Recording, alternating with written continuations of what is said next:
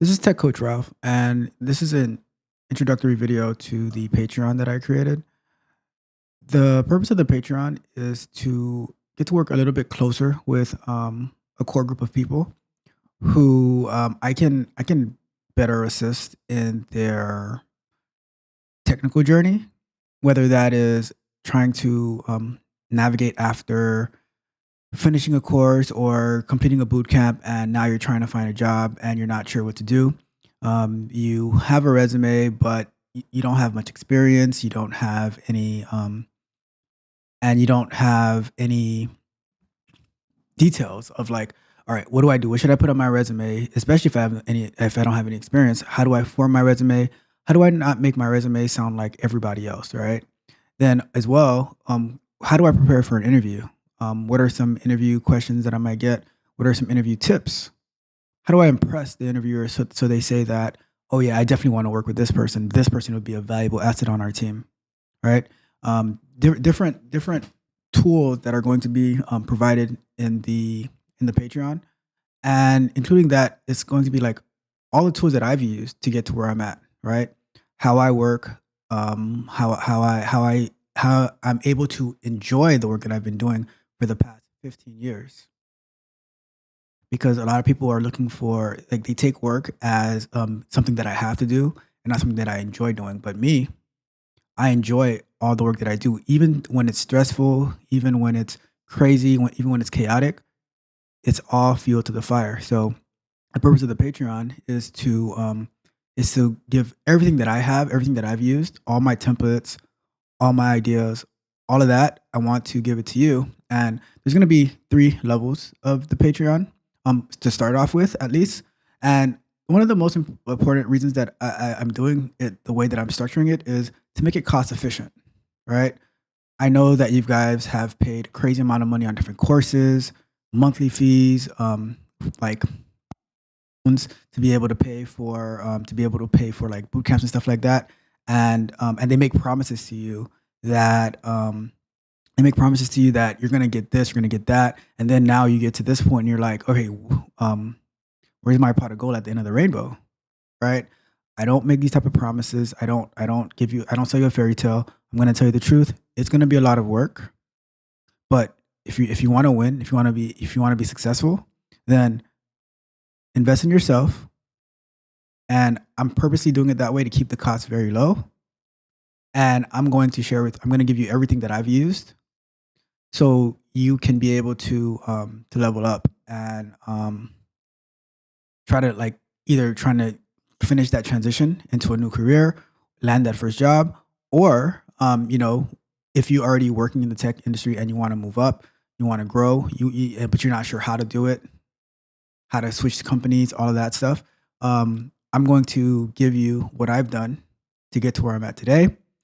And then, so in the plans, there's going to be a basic entry plan, real low cost, but it's going to offer like tons of benefits. If you see the YouTube videos that I do and you think that's informative, wait till you see the videos that I'm going to put in the Patreon, which like going through how I set up my LinkedIn, going down how I set up my resume, doing live sessions where we strategically go to how to improve ourselves, where we do like learning exercises, we do courses together, right? And we check in on each other, and we hold each other accountable. And then and then like the higher level plans where I'll be offering one-on-one personal calls, personal coaching, depending on the tier, the amount of time that you get monthly will be different. But we are going to where we can go through your resume together, where we can get ready for interviews, all of that type of stuff, right? So that is the goal for the Patreon. I'm making myself available to you, and I'm not going to be like, especially for the higher tiers, right? The entry level tier, anyone can sign up for it, and you can get that general information of how I got to where I'm at, get all my templates, get all my thoughts, get all my recommendations in there, right? But for the higher level tiers, right? And the higher level tiers are more designed for people who are already working, because like I prefer to work with people who are already working in the tech industry. and that way I can help you move up. But getting that first job, it's hard, right? And I just like it's hard for me to, even if it's like a little bit of money, right? To take money from people who like they generally don't really have it, right? And it's like I'd rather you just start getting some money, and that's why like even with the entry level tier, I'm giving you the tools to try to land that job. That way you can come to a higher level tier, and now we can skyrocket to the next level. You know, because I want you to be successful. I want you to win. But we have to have the right mindset. We have to have the right work ethic, and that's what you get inside of this Patreon. But for the higher level tiers, you know, resume reviews, interview preparation, career planning, career trajectory planning, one-on-one coaching calls where we will set up ourselves to win, and we also have live events, right, where we can talk as a group and share strategies, and that's why, right, I'm limiting the number of people for each plan outside of the entry level plan that anybody can sign up, but the higher plans, I'm limiting it because my time is limited with everything that I'm doing, and I want to make sure that I can provide the right amount of value to each person that I work with. Right? I don't make myself available to everyone, but the ones who are serious about it, they'll sign up, and then we will skyrocket from there. Those are going to be the ones who win. So check out each membership plan, and I'll have a description, and I'll make a video for each plan to give some more details on what to expect in each plan. But just wanted to give this introduction to the Patreon, and I will see you guys in there, and you will get like my goal is always to provide more value than what you're paying for. All right. The most As you continue to add value in people's lives, you will see that you will be returned with an immeasurable amount of value. All right. So check it out. And I hope to see you in the Patreon, my friends.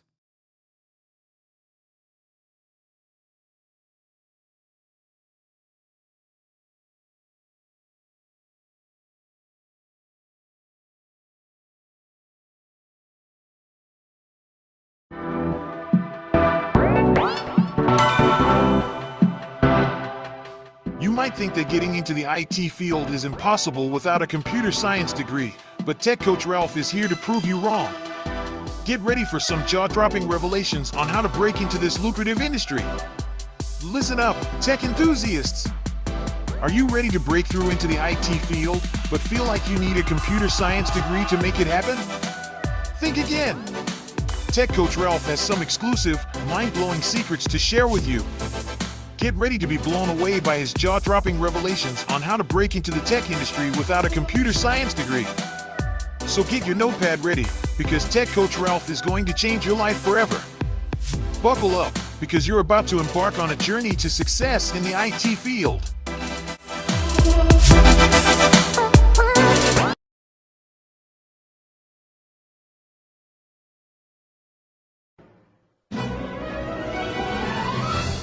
Chief, mate, what do you want to do tonight?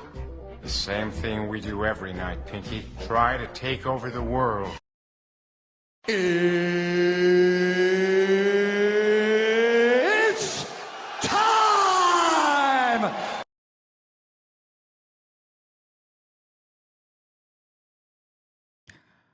Welcome, everybody. How is it going tonight? I see we have some people in here early on. I was about to say two of my favorite people, but now it's three of my favorite people. Welcome, Miss Randy. How are you doing tonight? Welcome, Stephanie. How are you doing tonight? Welcome, Good Guy. How are you doing tonight? We had a lot of fun on Tuesday night, right, Good Guy? That was an amazing Q&A stream. So let's start with our agenda first, right? And then we can address the chat. I think my lighting is a little off. Give me 1 second. Let me fix that.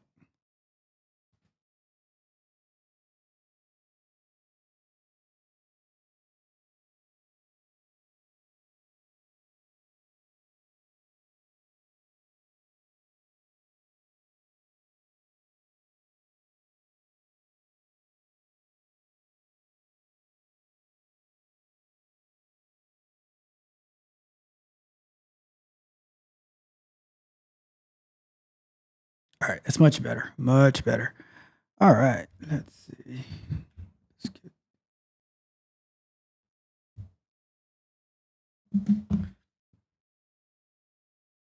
All right, let's do that. All right, perfect. Perfect. So we have Miss Randy here, we have Stephanie here, we have Good Guy here, and we'll see who else comes in. But before we do anything else, let's get to our agenda for tonight. And so tonight we are going to be talking about non-functional testing. We're going to be working with JMeter tonight, which is a load testing, performance testing tool. I'm sure Stephanie got her good dose of JMeter during either this week or last week when we were working together on it. So we're going to get into it some more. All right, so first and foremost, thank you to all the newest subscribers. We are growing quick and we are doing a lot. We're having fun. We are going to get into our show schedule, but one more time to all the new subscribers. To those who have already joined the Patreon, who are ready to accelerate their learning, who are ready to win with Tech Coach Ralph, because we are engineered to win. Congrats to you guys.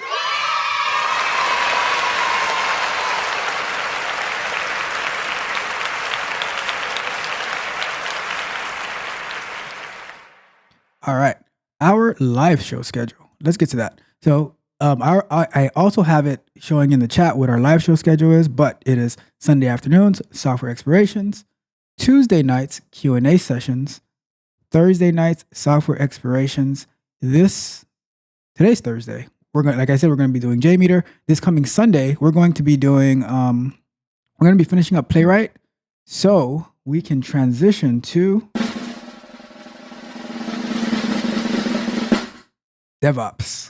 That is what's next on the docket. We're going to be working on DevOps, starting with Terraform, configuring AWS environments. We're going to be learning about Microsoft Azure environments, and possibly Google Cloud Platform as well.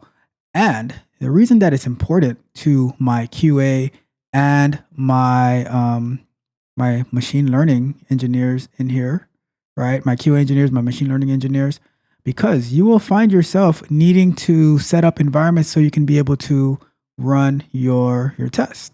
All right. And I'll get into that a little bit more later, but just letting you know, not this coming Sunday, but the Sunday after, 99% chance, I'm 99% sure that we're going to be getting to DevOps. And like, I know how to do some DevOps, but I don't know everything about it. I already got the courses. I can share which courses it is if you want to follow along. But the plan is I'm going to do whatever part of the course that week, and then we do the projects together on Sundays. Thursday nights are going to still stick to QA for now, right? Because my heart and passion will always be with QA.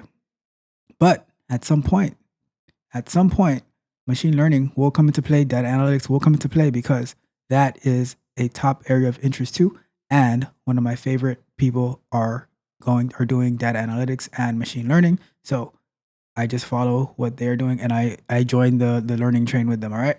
So that is our live show schedule. We have Sunday afternoons, software exploration, Tuesday nights, Q&A sessions, and Thursday nights, software explorations. And by the way,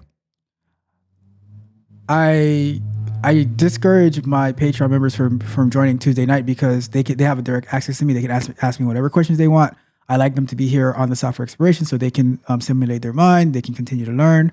But I put a no-go zone on the Q&A sessions because you guys have direct access to me. I would rather you guys be working, going to dark mode, all right? And heads down, work, and then come up for some air, eat, shower if you have to, and then go back to work, all right? So letting you guys know now that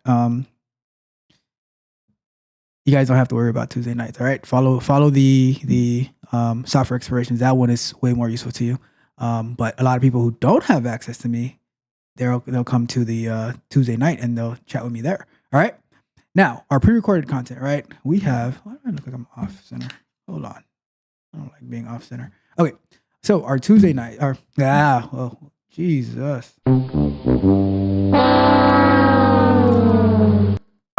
our pre-recorded content, right? We have Mondays, Candid Conversations, and they've been so good. Like, I find myself watching those kind of conversations. I'm like, man, that's good. If I must say so myself, even if you guys don't say so, I think they're awesome. All right. So Mondays, Candid Conversations.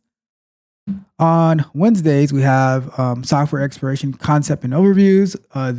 Yesterday we did non-functional testing, which is what we're getting into tonight, but only a part of non-functional testing, which we'll get into that more. But and then we have on Fridays the bug bite, which is going to be amazing tomorrow because it talks about a global pandemic that we never heard of. It was global, but we never heard of it. Happened in 2005. Check it out tomorrow. All right. Tomorrow, all times are at noon Eastern time, so definitely check it out. I will be in the chat tomorrow, enjoying the bug bite with you. Hope to see you guys there. All right. So there we go. And other than that, throughout the week, we have clips from the Q&A session that is dropping in bite-sized pieces in case you don't want to sit through 2.5 hours with me and Good Guy and Don and Manny just hanging out, answering questions. And, you know, if you don't want to hang out with us for those 2 hours, then catch the clips Monday through Friday. All right. So, and, you know, I might just drop other things as well. So that is our pre-recorded content, right? And before we started the show, all right, so shout out to that first, all right? And the official date was tomorrow that I was going to announce it. But since I'm here with you now and I cannot hold it in, I had to play the introductory video for you guys for the upcoming Patreon.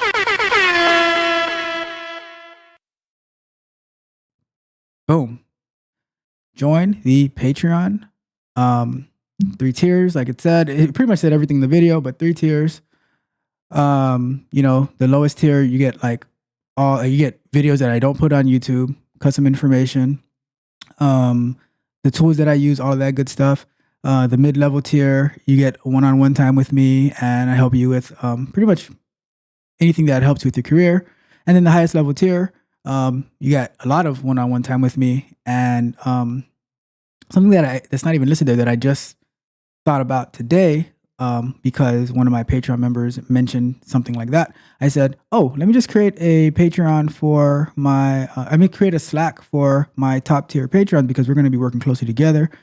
Direct access to me when they're working on their courses and their projects, and they have a question, they can just boom, write it. I'm always on Slack, right? I use Slack for everything. And the reason that I chose Slack instead of Discord is because guess what? You don't use Discord at work. No. I mean, you might, but it's not to communicate with your coworkers. No, you're most likely going to use Slack or Microsoft Teams. If it's a good company, you'll be using Slack, not Microsoft Teams, right?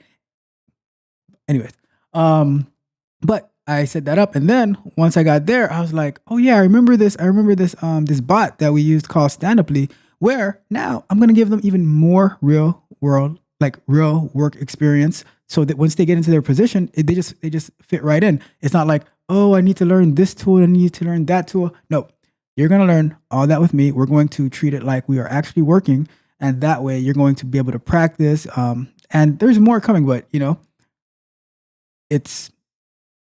trust me, it's going to be good, right? So having daily stand-ups where you post your updates in Slack, what you worked on yesterday, what you're working on today. If you have any obstacles, and if you have some obstacles, then your coworkers in the Slack can help you and to unblock you, and you just soar from there. So just trying to get my people, the clones that have been asked for years, that I'm going to generate those clones now, getting them ready, right? We're always getting ready, always preparing for the future. All right. So let me know what you think about that, right?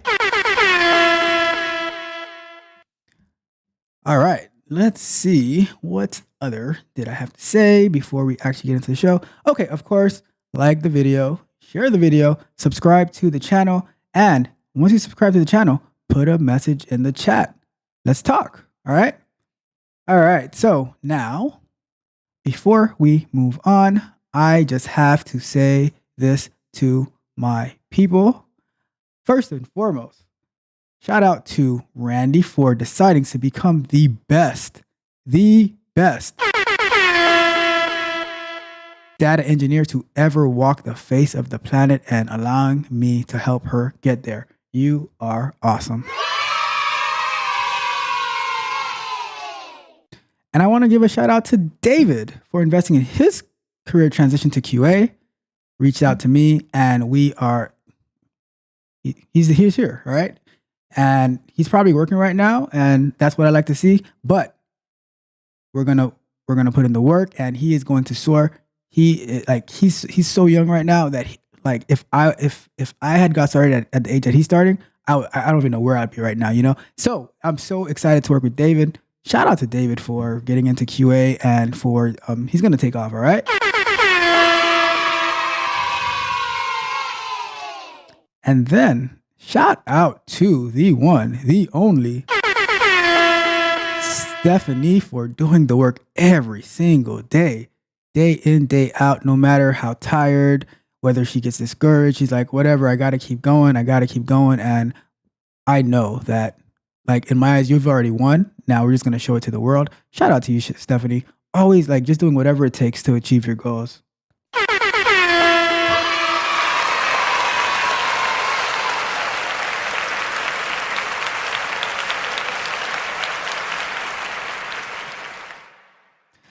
And then the crew from Tuesday night, Don, Manny, Good Guy, and whoever else was there in the chat hanging with me as we went through the show, answering all those questions, sharing our feedback, our opinion, even Good Guy's the Java code that wouldn't compile. Shout out to all of that. I love it.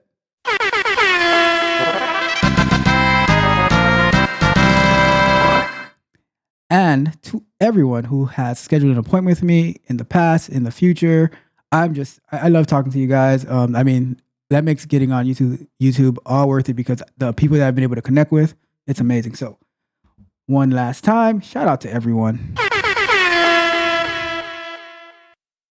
All right. Oh, I had one more thing to do. What time is it?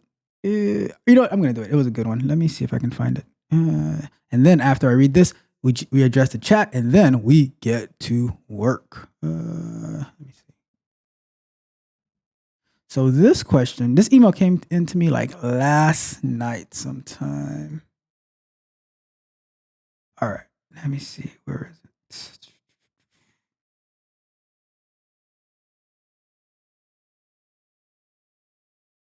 Okay, there it goes.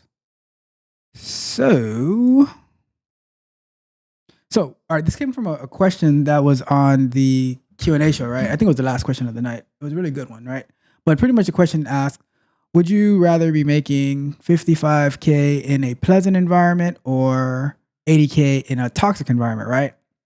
And I had my answer. And if you guys want to know my answer, either go back to the stream or ask me on Slack or wait for it to come out in the clips in a couple of weeks, all right? The choice is yours. But if you're in Slack, you can ask me right now, and I'll probably answer after the show, or maybe I'll stop during the show and answer your questions, because you guys take top priority. But this is what the email said, right? It came in yesterday afternoon, actually. It said, after reflecting on the question posed during the live YouTube session yesterday about the difference between toxic and non-toxic environments, that a realization hit me. Almost 70% of companies that I worked for, which deeply influenced my understanding and tested my resilience, can be categorized as toxic. And he's probably right at that too. These challenging environments provided me with invaluable insights about the human condition. It's in such settings that I encountered a myriad of personalities and saw firsthand the dynamics at play in hostile situations. These experiences have honed my skill in understanding human behavior and emotion. However, it is essential to mention the financial aspect. Working in such environment often meant accepting a salary that wouldn't suffice, especially considering my responsibilities. All right, and he mentioned some of his responsibilities. We don't have to get into that. Over the years, I've developed mechanisms to deal with workplace toxicity. One of the key strategies I've adopted is focusing solely on what I can control and disregarding factors beyond my influence. This approach has largely served me well, except when the toxicity originates from a direct superior. When a manager or boss plays manipulative games, it complicates matters significantly, and navigating such scenarios demands a unique set of strategies. Shout out to that email. We the best. I appreciate you. All right. So the reason I shared that email is one, because it is invaluable, right? That is such a great insight. And I'm sure everyone here has been around toxic environments, toxic people, whoever. I mean, it could be like your 2-year-old kid for all I know, toxic people are toxic people. But okay, I'm kidding. I'm kidding. Bad joke. I take it back. No, but that is such a great perspective, and I agree with it wholeheartedly. There's a question that they'll ask you on interviews, right? About like, have you ever had conflict in the team and everything like that, and how'd you overcome it and everything? And the way that I've answered that, and I look back on it, is which maybe I didn't do this in the past, but as you get more experience and things like that, I realized that you have to know what the goal is and what you're focused on. So for me, I don't even focus on my thoughts, like my ego, me being right or anything like that. I focus on like, okay, the goal is get the customer to be happy and get paid, right? Happy customer equals happy company equals happy tech coach Ralph, because I get my check and we keep it moving. You don't have to be best friends with everyone. You just gotta get the work done. Like I'm sure in like the military and stuff like that, and the teams, like let's say the SEALs, right? They're not necessarily the best of friends, but they know how to put everything aside and they get the work done. So get the work done, and once it's time, like once you get the experience, because and here's the reason why I said I'll take the toxic environment, right? Oh shoot. I told you what my answer was. But so now that I told you, I might as well keep going with it, right? The reason that I'll take it is because one, I'd rather get experience with more money, right? And then once I get that experience, then I can like put in my time, feel that I keep learning, keep building up, and then go somewhere else. You're not forced, like nobody's forced to stay somewhere forever. A lot of people think that they have to spend 10, 20 years at the job. If we're not in the 60s and the 70s anymore. Now, if you want to get a real raise, you got to go from place to place. And, if the company that you work for treats you well and everything is on the up and up, then by all means stay there. But there is no law saying that you have to stay at a particular place. With that being said, I would rather get the experience. And here's the thing, right? When you have, so if you were to take 55K with a pleasant environment, then you might never actually want to leave, right? I've worked with people who like they're so comfortable in the ease of the position that they're in that they don't want to go anywhere. When you're comfortable, you're sleeping on a cloud. You don't want to, you have one of those nice mattresses. But when you are like feel like you're getting beat down and it sucks, and you're like, okay, I got to do something about this. I can't stay here, right? And here's the other thing, right? When you're at that 55K and you try to go somewhere else to get more money, and if they ask you like how much you're making now, or if you have to disclose it, whatever the case may be, right? That makes it harder to get that big bump versus like if you're already at 80K, then and if you're at 55, then you might not require as much. But if you're at 80, you're gonna want to get more than that 80 to keep moving up. One thing that I always say is put your feelings aside, and we have to work through our feelings. People are going to upset us, say things that we don't like and stuff like that. But we are one-minded. We are focused on winning, and whatever that win, or however that win comes, that's what we're gonna do. All right. So just wanted to share that with you. Hopefully that helped. And or I might be totally wrong, totally crazy, and you can let me know that as well. But whatever the case may be, we're still gonna win because we are right here, engineered to win. All right. Now, before we actually get started in the show, let me check what my friends in the chat are talking about. All right. So Randy says, greetings, everyone. Greetings to you, Randy. I always love when you are here. See if I can move this up a bit. Let's go right there. Okay. And then Stephanie also says, greetings with a wave. Hi, Stephanie. All right. And I asked Stephanie, because we are working closely together, am I underselling or overselling? And she said, you're explaining it perfectly, but the mentorship and what you have been providing is absolutely invaluable. And the only reason that's possible is because you are doing the work. Because if I was providing you that information and you just took it, and because a lot of people, I'll provide them information and they just, put in the filing cabinet for, 2050. But you are using that information, and that's why I enjoy working with you.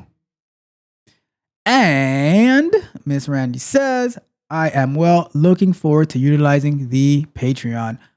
I am looking forward to it as well. I appreciate your updates on how it's going with your courses, and we will talk about it some more. And Good Guy said, let's go. Let's go! Let's go! All right. And Stephanie said last week she was having some fun with JMeter, and she wants to have some more fun with it tonight. All right. And Miss Randy said, I also enjoy Monday's candid conversations. I do too. And the thing I like about it too is that I don't have to be the one like talking. I get to be in the chat with you guys, and we get to talk about it and everything like that. So that is awesome. And let's see. Stephanie said she agreed on that. I'm not sure what I said, but she agrees. And if I said it, I must agree as well. And Randy said, kudos everyone. And I know a Good Guy is laughing too. All right, I'll stop making fun of you with that one, Good Guy. All right. Okay, so the plan for tonight, right? We are going to do, all right, let me close this out. We are going to do, where is this thing? All right, so we are going to work 20 minutes, 5-minute break where I talk with you guys. If there is nothing to talk about, I might pull up LinkedIn. There's a couple of jobs that I wanted to look for. I was thinking about looking up performance engineer or site reliability. Those 3-syllable words. Site reliability engineer. So we can see what the requirements are, how much they make, all that good stuff. All right. And like I said earlier, tonight we're going to be talking about non-functional testing focused on performance/load testing. Okay. So are you guys ready? Are you guys ready? Oh, and we have Beatrice here saying great perspectives. Thank you, Beatrice. Shout out to you. And D says D is for dope. That's what I'm talking about. All right. So let's get going. All right. So what are we going to do? So this is what we're going to do. We will talk about what is non-functional testing, the types of non-functional testing, and then we're going to get into our performance testing. Okay. So let me do this. We will do this. Put this here. And we're going to go. Let's do that. Make the font bigger. And we can shift our screen. So let me put the timer up.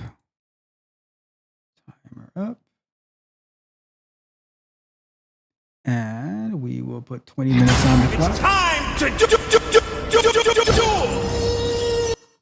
And we go to our share screen. Okay. So I have this document here.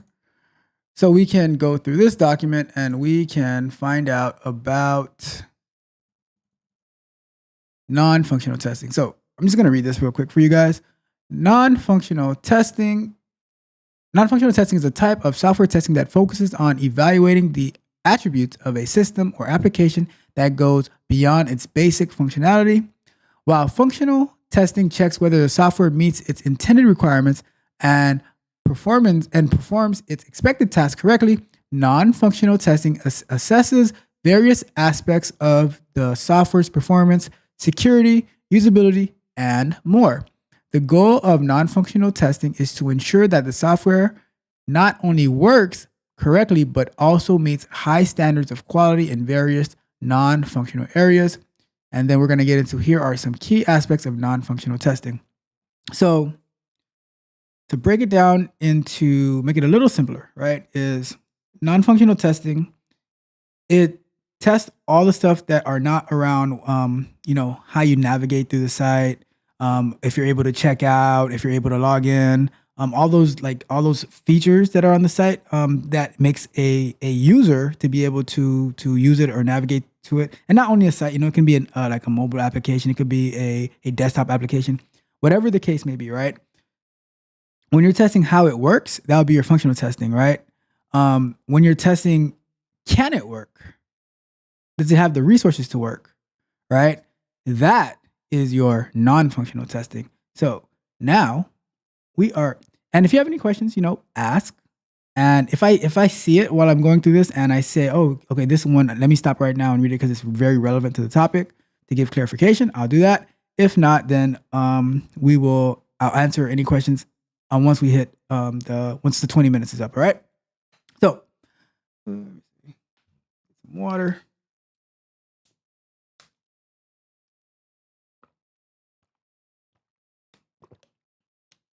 All right. So let's get into the different types of non-functional testing. All right. We did functional testing a while ago. Now let's get into non-functional testing. Okay. So we have performance testing, and that involves assessing how well the software performs under different conditions. It includes testing for factors like response time, throughput, scalability, and resource utilization. We have security testing, where this aims to identify vulnerabilities.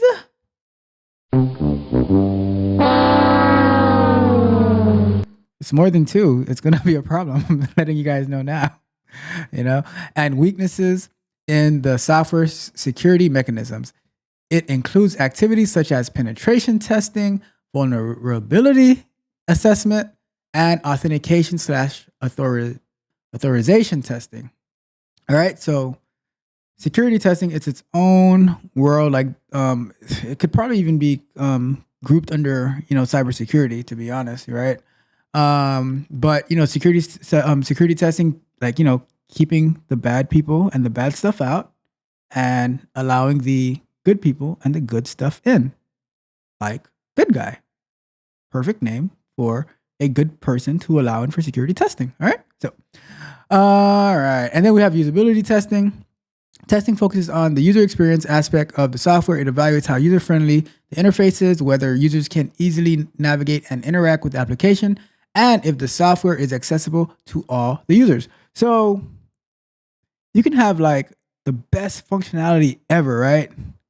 But the way to use it really sucks. So then the usability is bad and now people aren't going to use it. So you can spend all this time, all this money building the application, and it has the best features, but they're just not very user friendly. And now nobody wants to download your app or use your website. And so you gotta keep in mind the usability of the software, and that is a very important part of QA because I remember a question that I asked to the chat maybe not too long ago, and it was like, what is the main goal of like the software development process of QA and everything like that?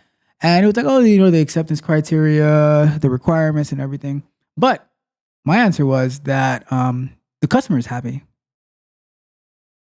If the site is not usable, the customer is not going to be happy, and we will eventually not be working. So usability testing goes hand in hand with customer satisfaction. All right. So that is usability testing. Then we get into reliability testing. This testing verifies the software's ability to consistently perform well over time. It includes tests for stability, fault tolerance, and recovery after failures. So when you're developing, right, you should have like mechanisms in place that if something goes wrong, it knows how to bounce back, right? So you're running, your application is running, and it hits some type of failure, and on that failure, it knows it knows what to do so that it's not like SOL. Your whole application goes down, your whole company goes down, and now somebody has to go and press a button to bring everything back up. You need to have reliable platforms, okay? And there is a job position called site reliability engineer. I've never looked into it that much, but it's something that I should definitely look into because those are definitely avenues that we can explore. Like I said, we're going to be getting to DevOps. I can't wait to get back into the machine learning, and now I have some motivation to do it. We have the security testing, we have the load testing, and I'll talk, like once we get through all the different types of testing, then I'll talk about load testing a little bit more, right? So now we have load testing, right? Load testing involves subjecting the software to varying levels of load to determine its behavior under typical and peak usage conditions. To me, I think load testing is kind of similar to performance testing. They can go hand in hand, but there are, of course, some differences, okay? Now, there is stress testing, right? And, not the type of stress that your cat might give you or something like that, but, stress testing. It goes beyond load testing by pushing the software to its limit, often to the point of breaking, to understand its failure points and performance bottlenecks. So it's like you intensify the load test to, add more load. So you can actually see the software fail, and you can say, okay, now you can monitor when you need to scale up, if you can scale down to save money based on the load that you're getting, and then you can start anticipating and expecting your load, all right? Okay, and we are almost done. We have availability testing. It ensures that the software remains accessible and operational for users as intended without excessive downtime.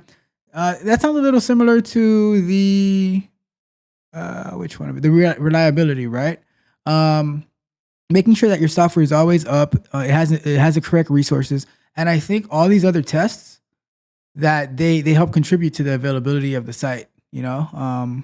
With your load testing, your stress testing, your reliability testing, I think it helps contribute to the availability. And then we have internationalization. Ooh, I did that one good.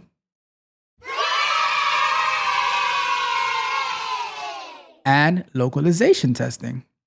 So it ensures that the software is suitable for different languages, cultures, and regions. All right. And then we have compliance testing, checks whether software adheres to industry regulations, standards, and legal requirements. This one right here, compliance testing, that is huge in the medical field, in the pharmaceutical field, and probably like some other fields that you can only imagine. Maybe the legal field, maybe the financial field. Yeah, I'm pretty sure the financial field, right? Because your software, your company, etc., they have to comply with HIPAA laws. They have to comply with like the FDA regulations, all that good stuff, right? So compliance testing is huge. At my last company, working in a pharmaceutical company, the testing that I did was specifically so that if we were to get audited, we can provide documentation saying, oh, we tested A, B, C, and D, and these were the results, and we had this problem, and then we resolved it by this. A lot of that. So yeah, it's a big thing, and because it's kind of rare to find people who can do certain jobs, like those financial fields and those healthcare fields, they typically pay a lot more than a regular software development company. So that is definitely a avenue to look into. And I can even see that with like the data analytics and the machine learning. If you were to apply that knowledge to like a healthcare company, they need that that data. And if you can like provide them charts and everything like that, you are, you're set. So think about it, all right? Think my machine learning, my QA people, my web developers, think about those opportunities, okay? All right. So, and then this ends with non-functional testing is essential because it addresses aspects of software quality that are critical to user satisfaction, and the success of the product. What do we care about as QA and as developers and everything in between? As product managers and product owners, as project managers, as anything, right? We care about user satisfaction and the success of the product. Good? Good. Neglecting non-functional aspects can lead to performance issues, security breaches, poor user experience. No, no, no. We don't want that. No, no, no. Because the last thing that we want to hear is our customers saying, I hate it here. I want to go home. nope, we do not want to hear that, do we? Let me know what you think. Do you want to hear that? I don't want to hear that. Anyways, and other problems that can harm the reputation of the software and the organization behind it. The last thing that we want. We do not want that to happen. All right? All right. So let's get rid of that.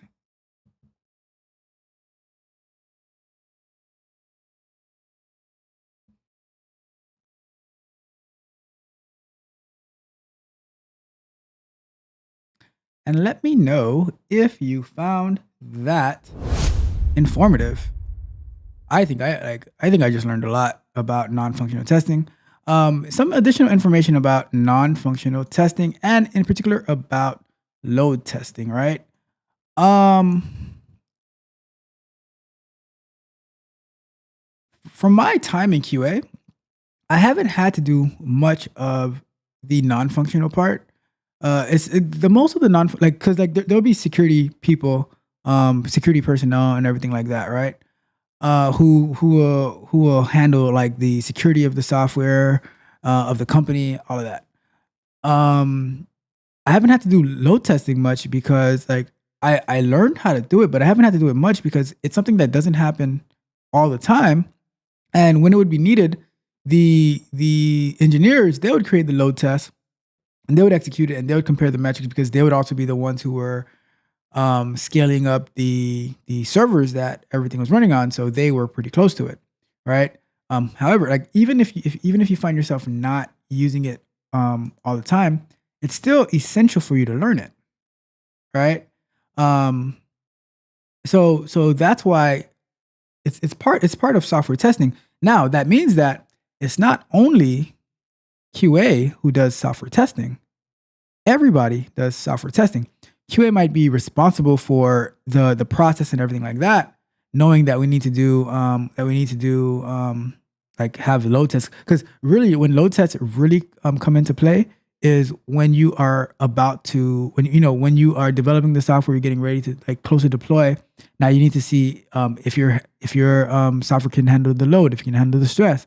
What type of servers do we need to ramp up to so it can be able to manage all of that stuff, right? So I never really have to do it much, but if I had to, I would know how to do it. And the most popular tool that I would say that like you always hear about is called JMeter, which is what we're going to get into tonight. Which we're probably going to do it after we're done with JMeter, or maybe after that, because I do want to look into security testing, just so we can have like a comprehensive overview, right? But I would rather be able to write automated tests to do the load tests, right? I'd rather do it through code, and then we can just execute it. And once we execute it, we get the results, and we go from there. There's a few softwares that can do it. I just haven't had the chance to get into it. But what other time than with you guys? So you guys can follow along, give your input, get your ask your questions, and we're gonna figure out all this stuff together. But tonight it's going to be JMeter. Yep, JMeter. Okay. So what we're gonna do now, without further ado, we are going to put this up here. I wonder if this has dark mode. Oh, they do have dark mode. Ah, look at that. Always going to dark mode. Okay, so let's go to the browser.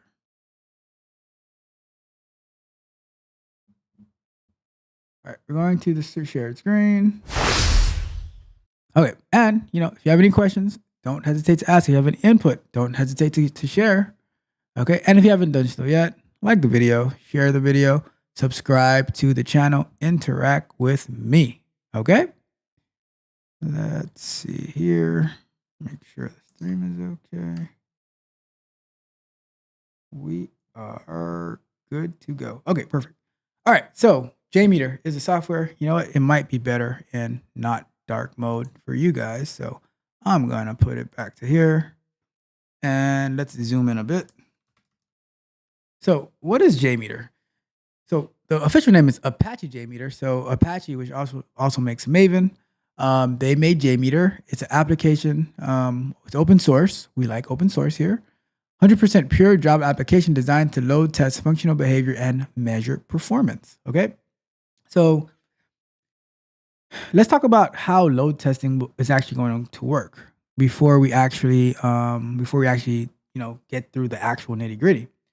The way that it's going to work is, so of course, we're going to download the software, but we're going to pick a site, and we'll probably pick it after the break. So if you guys have any suggestions on sites that we would like to run load test on, put it in the chat. Let me know, and then we'll hit those sites and see what happens. Okay. But so you say, like, you're gonna put where on the site you want it to go, and then you're gonna say how much traffic do you want to send to the site, right? So you can say, like, okay, I want 100 concurrent like hits to the site, right? And it says, okay, how much time does it take for the site to respond to those hits? And then what happens is now when you see how it responds, what do you do from there? Like, what do you do with that information? So the thing that you do with that information is you'll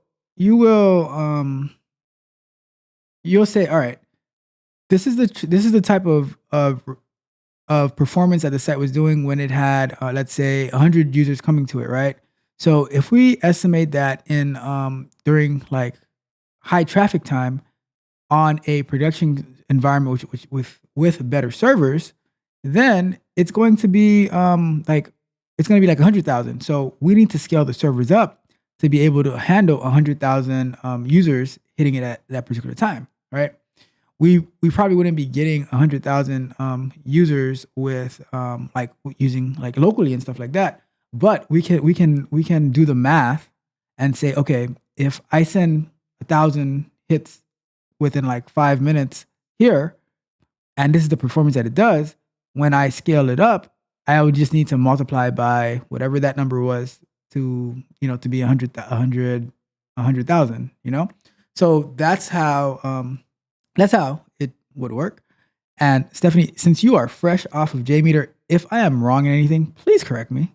Please correct me if I'm wrong in anything that I'm saying, because you are just using this. I am, gonna struggle to stream through this right now. And I thank you guys for being here and watching me do this. All right. So let's go to so I just searched JMeter and it takes me to the Apache JMeter site. We're gonna click on it. And let's read a little bit about JMeter. So we already read this description of it. What can I do with JMeter? It can be used to test performance, both on static and dynamic resources, web dynamic applications. It can be used to simulate a heavy load on a server, group of servers, networks, or objects to test its strength or to analyze overall performance under the different types of load. And then Apache JMeter features include ability to load and performance test many different applications, servers, protocols, web, HTTP, so all these types, right? SOAP, REST APIs. Lunch break.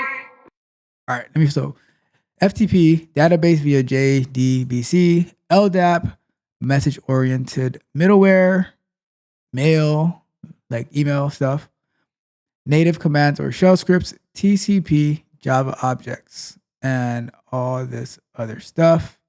Works on Java compatible OS, so Linux, Windows, Mac OS X, and it gives us a pretty HTML, portability, multi-threading, all that good stuff. All right. So when we come back from our break, we shall get into JMeter a little more. And this is awesome. So far, so good. Thank you so much. Thank you for your patronage. All right, let me do a quick scroll. Make sure I'm gonna hide this stuff from the chat. All right, and all right, cool. Okay, I can't do it now. Okay, cool. So here we are. All right, nothing right now to talk about. So what I want to do, I want to actually search these type of jobs.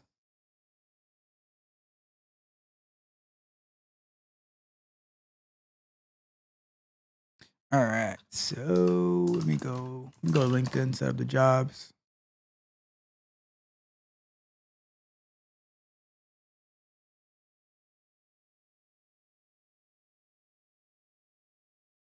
And when I had a coaching call over the weekend, like initial call, and the person that I was talking to, they told me what they're interested in, and what was the first thing I did? I said, well, let's go look at the like what the jobs in that field kind of look like, how long it takes to get there, what you can do with starting off experience, what you can do with mid-level experience, how much money you'd make, what type of work you'd do, all that stuff, right? That's one of the first things that I do whenever which this is the first thing that we all should do when we have a thought or an endeavor or something like that. What does it take to wait a second? What does it take to get there? And what is my prospects, my potential? Because a lot of times we especially like when we're young, right? We do what makes us feel good, and then we get a little bit older, and we're like, all right, what makes us feel good doesn't make my pockets feel good. I need something different, all right? So I personally would rather that we would make our pockets feel good early, and then once our pockets are too heavy, then we do what makes us feel good, instead of doing it the reverse way. So now let's look at LinkedIn, and feel free to add me on LinkedIn as well. All right. So let's look up for test performance, or performance test engineer, I think it's called. All right, and we'll say United States. All right. So, performance test engineer, let's see what they'll do, and then we'll look at the requirements, right? Contribute to the design, development, and execution of load and performance testing. Oh, like what we're looking at right now. Okay. Contribute to, all right, so assist in the development of performance test framework for distributed executions. So that sounds like to be able to run on different not environments, but applications that this company would do. Monitor and analyze infrastructure performance during testing runs to accurately estimate capacity requirements for normal and peak volumes, okay, which we mentioned. And in here as well, you see how it mentions infrastructure, because the load part has a lot to do with the infrastructure. It can be like bad code that prevents something from working properly, but not only that, like it's also a lot about the infrastructure as well. That do you have the right size servers, the right size tools? One of the good things is now with the use of the cloud with Google, Amazon, Microsoft, you don't need physical servers anymore. You don't need to go swapping out hard drives and all that good stuff. You can just go and you say, all right, I just want to make this hard drive better. I just want to add more traffic. I want more CPUs, and it just does some magic in the background. And there you go. All right. So design and build scripts that are flexible enough to change throughout a testing project quickly and efficiently with no or minimal impact to the project schedule. Design and implement key customer performance simulations simulation scripts to help project teams effectively simulate specific scenarios, allowing project teams to isolate and identify root causes for production problems, right? And then lastly, review complex infrastructure production metrics, assisting with the identification and isolation of performance or capacity related problems in production. Okay. So now, what are the requirements for this job?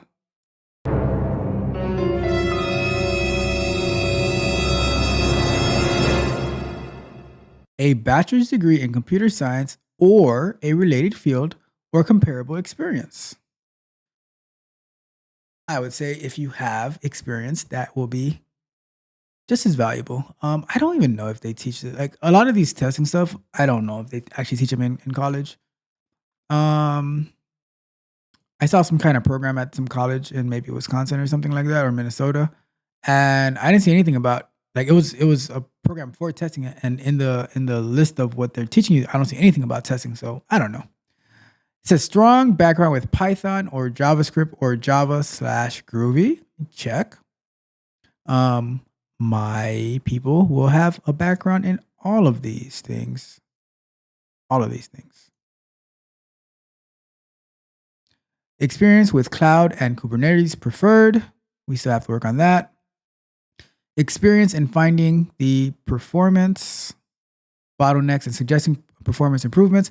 Expertise with software performance tools like bing, bing, bing, bing, JMeter, BlazeMeter, which I believe that must be in Python, Load Runner, which we do not want to use that, Locus, which is the automated one, and then K6. Get a move on, back to work, chop, chop, let's go. Come on, get a move on. Back to work, back to work, back to work. I'm not familiar with K6, but we shall add that to our list to investigate. Ability to extract data and metrics from SQL databases to evaluate performance of tests, breadth of experience and knowledge industry with testing methodologies and testing approach, thrives in fast-paced environment with ability to operate within short release cycles, detail-oriented nature with strong discipline for adhering to guidelines, strong desire to learn new technologies. You know what? That sounds like all of my barbarians. All right. Shout out to the barbarians. Okay. So, while we're here, why not? Competitive packages, 100% covered health insurance premiums for yourself. 401k company match, tuition and student loan repayment assistance. What? I might go get me some student loans. All right. So Rody will contribute directly to your existing student loans. Flexible work schedule with unlimited PTO, monthly 3-day week. What?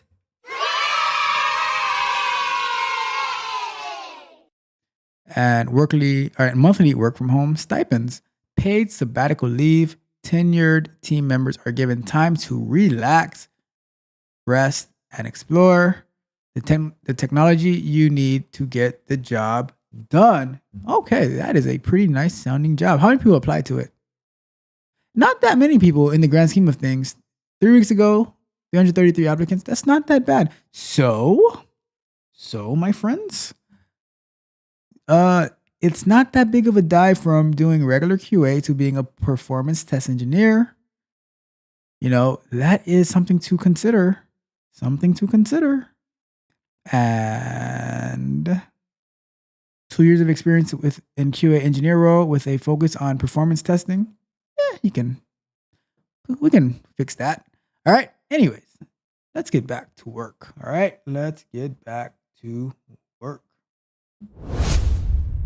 All right. So we are going to get back to JMeter. Let's move this over here. And we go 20 minutes. Let's go! Let's go! All right. Let me get.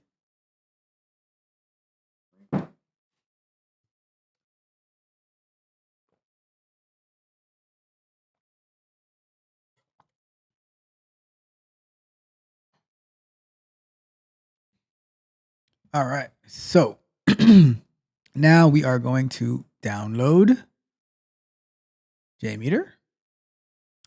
And all right, so how do I do it? Using JMeter and to understand how to use it, component reference. All right, so let's see if we go here.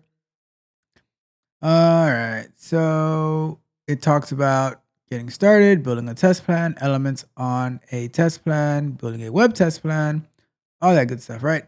Stuff that we can eventually read, but let's just get the software.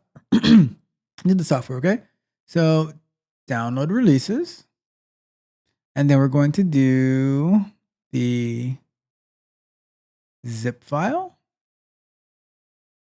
So, and there's another way to do it, right? If you're on a Mac, you could do the homebrew install, right? Let me see. We can go. Where did I put this? Let me see where I put this.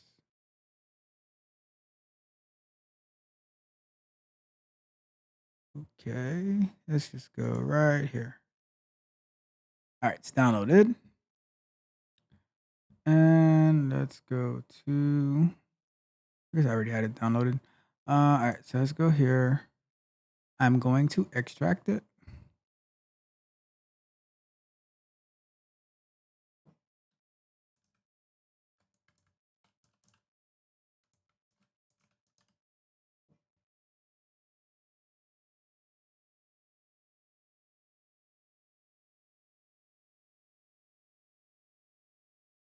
All right, so after I extract the folder, it is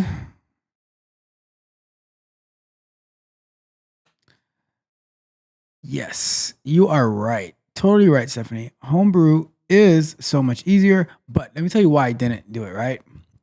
The reason I didn't do it through Homebrew is because not knowing which kind of computer I'll be doing it from, right? So for instance, if you are doing it on a Linux machine that is in the cloud somewhere, you know, you don't have Homebrew available, then you might have to do it by downloading it. Or if you're doing it on Windows, you know, you never know what you're going to get.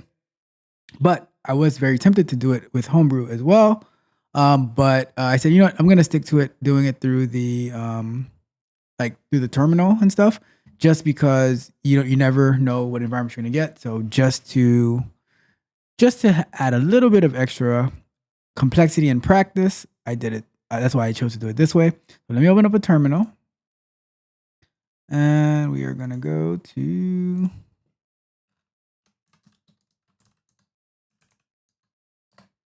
all right, so let me bring this over here.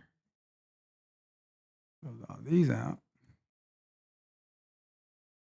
Okay, so I have my terminal here. I wonder if I can make it a little bigger. So now we have to go to open, and then bin, and then JMeter. And what happens? It's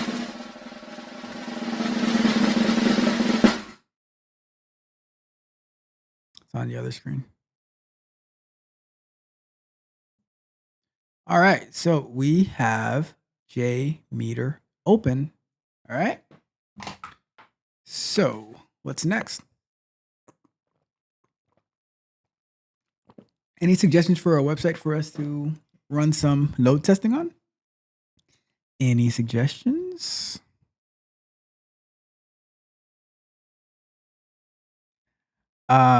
Stephanie, should I use a site that you told me you're the most familiar with, or should I use a?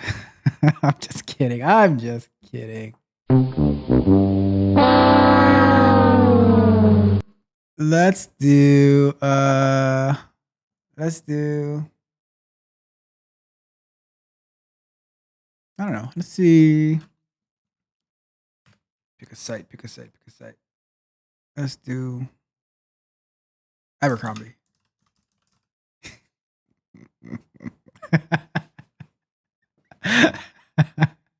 Let's do Abercrombie. All right. So live comments, live stream, performance testing of Abercrombie. I was talking about Reddit. Okay, I was talking about Reddit. All right.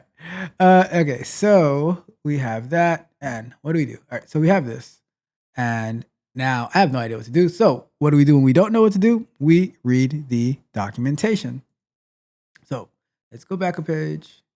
Getting started. Test plan building. To do that, you will run JMeter in GUI mode. Then you can either choose to record the application from a browser or native application. You can use for that the menu file templates recording.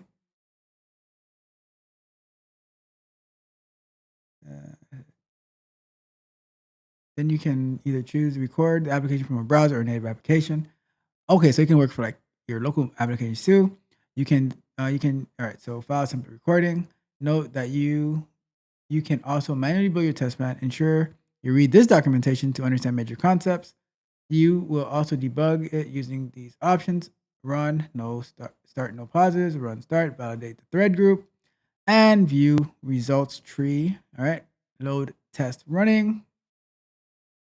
Once your test plan is ready, you can start your load test. The first step is to configure the injectors that will run JMeter. This, as for any other load testing tool, includes correct machine sizing and terms and CPU, memory, and network. OS tuning. All right. Load test analysis. Once your load test is finished, you can use HTML report. Okay. Feel like I'm reading some instructions to put together some IKEA software, but the easiest way to begin using JMeter is to first download the latest production release. All right, we got that already. All right, and all right. Operating systems. Okay. I think we're ready to go. Okay. So next we go to next. Building a test plan. A test plan describes a series of steps JMeter will execute when in the run. A complete test plan will consist of one or more thread groups, logic controllers, sample generating controllers, listeners, timers, assertions, and configuration elements. All right. Adding and removing elements. Adding elements to a test plan can be done by right-clicking on the element in the tree and choosing a new element from the add list. Alternatively, elements can be loaded from file and add by choosing merge and open option. All right. So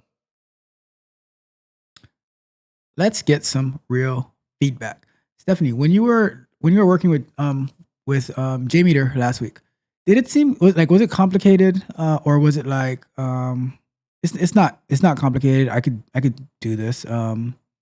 And was it interesting or was it like, this is kind of boring. I'd rather do more of traditional functional testing and automation testing. Just curious what your thoughts as I go to start setting this up.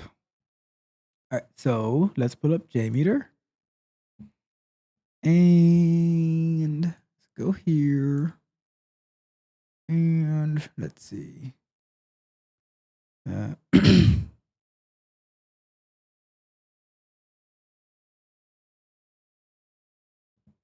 So let's say templates. Move this over here. Let's see. Let's say recording maybe. Oh, wow, they have a MongoDB load test in there. That's pretty cool. That is pretty cool. Building an FTP test plan, building a web test plan. Let's try building a web test plan. Let's see. Software explorations at its best. There are test items that have not been saved. The UI should say, yes, let's save. And we will put that inside of let's do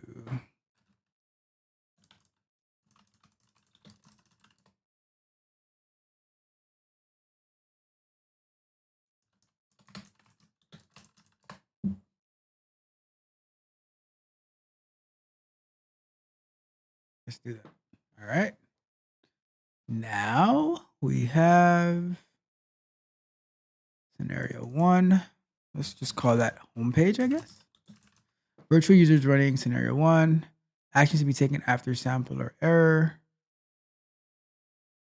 And here's the thing, right? When you're doing this, you don't want to put like too much, you don't want to put too much load on the site that you're going to, because after all, like they are a real site, and like if you put too much load on it, like because I'm thinking about like 10 concurrent users, if you put too much load, you're gonna be really hitting their site, and you can definitely cause them trouble, and then they might end up blocking you and not even letting you get access to it, right? So just keep that in mind. When we're doing this, we need to manage the load. All right, so let's go homepage. So the protocol, we're gonna use HTTPS. And server or name, I'm gonna try abercrombie.com. Oh, dude, we'll just run it just to see what's going on, you know, make sure that something is working. So let's go to Abercrombie real quick first.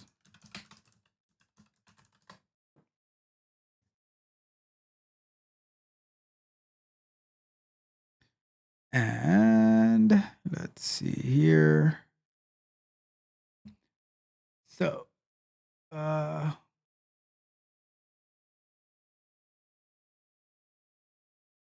me find something to validate with. Let's see. So, patterns to test.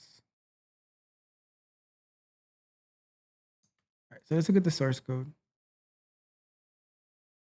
And we could just take this, I guess. Take the title tag right here. Or not. Okay, there we go. So let's close that. And we have this. That, I guess, I don't know. Delete. Okay, so I think that looks good. And here, and it says to do number of threads, 5 users, ramp up. So it's like every 5 seconds, there's going to be 5 more users, I believe, if I'm understanding correctly.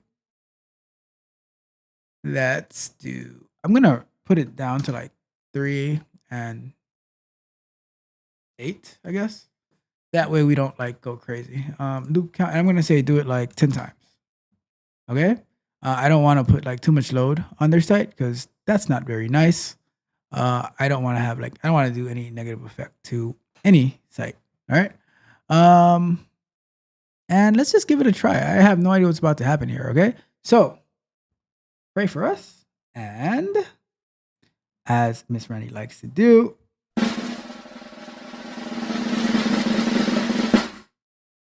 run.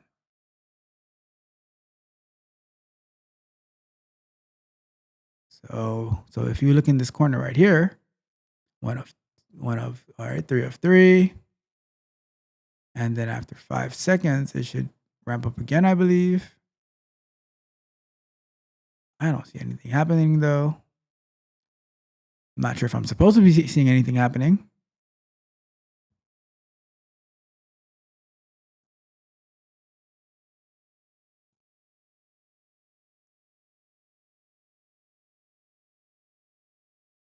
Okay.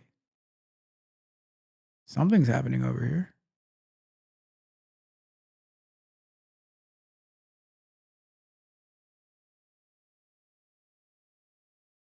So that failed. Failed, test failed, expected condition to contain this.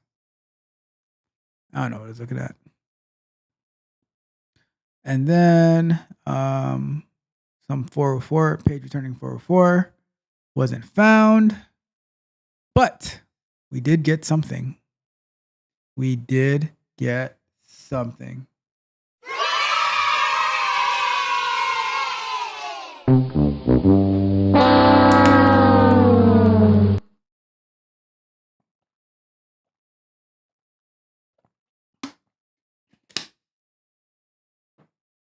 think what I'm gonna do is try to hit a page on my local machine instead, right? Because just so we can try to get a little bit more familiar with this. Okay, I think it's done. All right, so let's go back here and let me see if I can find a local page.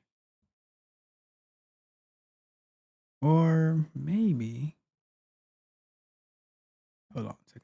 Let me look at this again. You could show me what it found actually. Oh, response data. Okay. So request get https abercrombie.com get data that. I wonder if it's blocking Abercrombie. Let's try. Let me try if I can find something locally on my computer.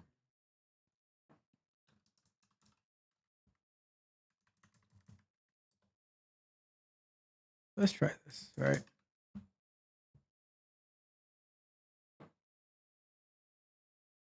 So this path is from a resume template that I'm testing out,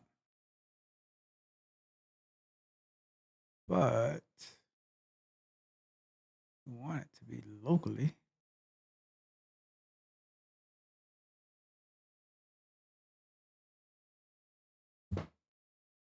Let's see here.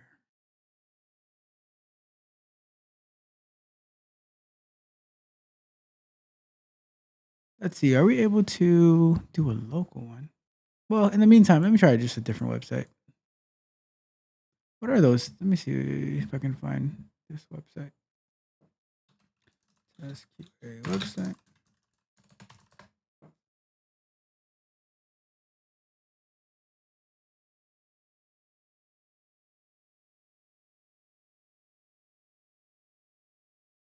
I don't know that there's a website that you can use to test stuff, but we will figure that out after. Just want to. Let me just do a different website. Let's do Home Depot,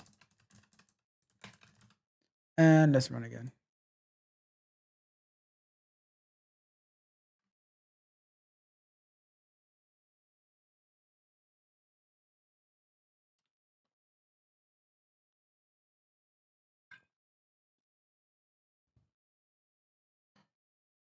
All right.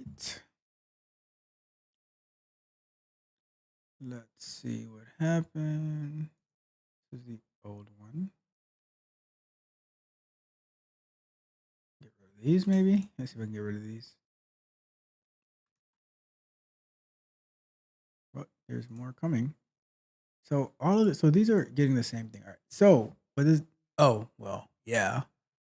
That is because. But these are getting 404 too. So.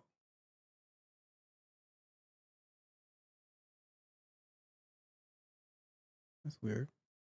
I didn't go to that site. Maybe they're redirecting me. Home Depot. Response. Read timeout. So something I'm doing is not correct. All right. So that means we go back to the documentation. Okay. So let's look. Read the instructions. Okay. So building a test plan, add and removing elements. Add elements to a test plan can be done by right-clicking on an element in the tree. All right, save test plan. So that's great. That's not what we're looking for. Let's go to next. Elements of a test plan, thread group, controllers, samplers, test fragments, listeners, timers, assertions. But why is, let's see. So Home Depot shows up here. So let's see, simple group.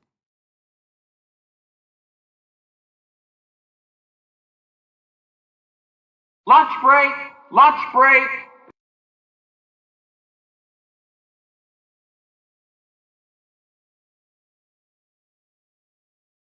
All right, we are going to go to break, and when we come back, we are going to look up some easier to understand documentation, because I find a lot of times that the actual documentation on the website of the software they make it a little bit more complicated where instead of like just having you have something that you can actually just follow along to get a quick win, because you guys know I like to get the quick wins. And once we get the quick wins, then we can start like something triggers in our mind, and then we can start doing all types of crazy stuff, you know?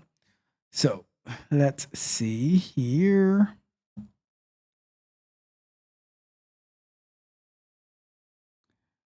And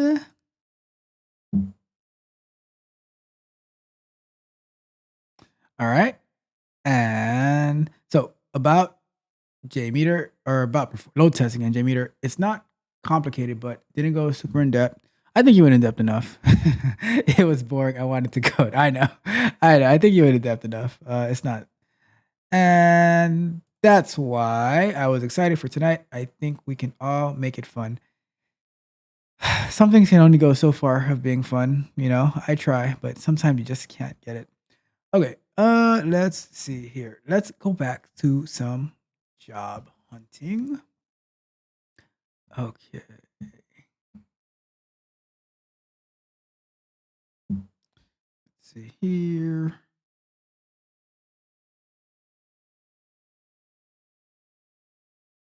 All right, cool. So let's do this. Monitor's light is so bright. Like that. Okay, cool. So let's pick up the job hunting.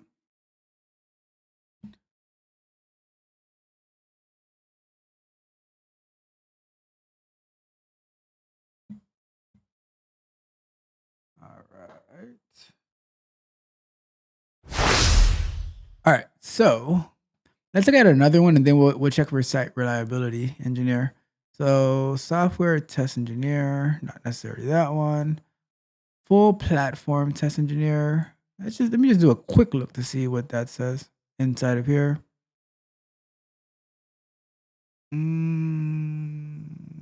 So it's sensors. Okay, so that's not what we're looking for. All right, so well, this one looks fun. Working at Lucid Motors, software Q engineer, infotainment. Oh, that's like the system of, like, you know how Tesla has that big old screen and stuff. So it's something similar to that. 2 years of recent experience as working as a Q. That's not a lot of experience they're asking for. Proven ability to develop robust, efficient, high quality tests. Working knowledge on Android and or Linux, test automation and UI validation tools experience. Familiar with Git, Jira, and software development lifecycle, and then bachelor's or master's for $100,000 to $137,000 a year. Validate software in simulation and on vehicle. This job sounds really, really fun. It's in Seattle, but it sounds really, really fun. I wonder if they give you a Lucid. Let's see the benefits.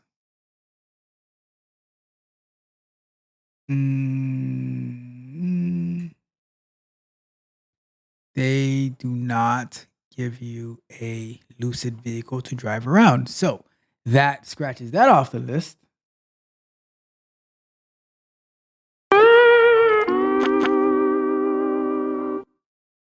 All right, so let's look at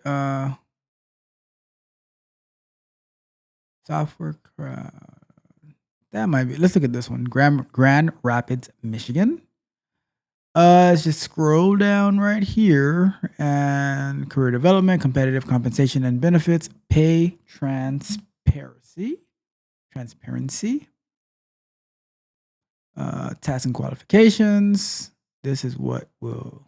All right, so in this role, design and develop and execute performance test automation code to integrate thematic in-house software modules with emulation and simulation. All that. All right.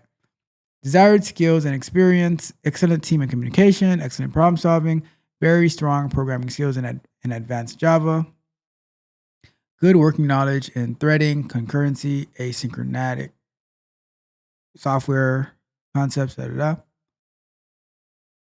experience working in clouds, Google Cloud Plus, good working knowledge of Docker, Kubernetes, and containerized systems. Do you see why we're getting into DevOps next week, Sunday? Because software performance test engineer with all of these right? Makes you more powerful, more marketable, right? Like I said, we don't take any prisoners. If you want to say, "Oh, I just want to stick to manual testing and it's so fun and it's always going to be needed," and then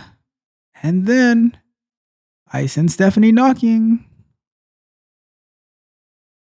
She'd be like, "Give me that job and we'll take it." If you want to just use your graphing calculator for the rest of your life, and I send Randy and she shows you some cool Python stuff with R and all this crazy stuff that we're going to get into, she's going to take your job. They might be too nice to admit it, but I'll make sure they take it. Just letting you guys know. All right. So what are you looking for? Minimum of 5 years of experience in performance engineering design, scripting, and execution. Minimum of 3 years of current experience in automation, test development using advanced Java/DB and other scripting languages. Minimum of 2 years of current experience related to performance engineering and testing in cloud environments. Minimum of a bachelor's of computers in computer science or equivalent and all these other stuff, right? And this stuff, DevOps, this stuff, DevOps, this stuff, DevOps, this stuff, DevOps, this stuff, not DevOps. This stuff, kind of DevOps, this stuff, DevOps, but not DevOps, and Get a move on, back to cybersecurity. work, chop chop, let's go. Come on, get a move on. Back to work, back to work, back to work. And this position, 65K to 140K. And the reason that the range is so high is because this is a nice list of nice to haves, but they will be lucky if they even get this one, right? They're definitely not going to get that, right? But if they were to get all of these, then you get closer to that 140K. But let's say they got like some of these, right? Then you probably be around the 65 to 85K-ish in Grand Rapids, Michigan. All right. So let me know what you guys think about that. If that looks something that is appealing or nah, I think the 140K looks appealing. I'll tell you that. So I wouldn't mind.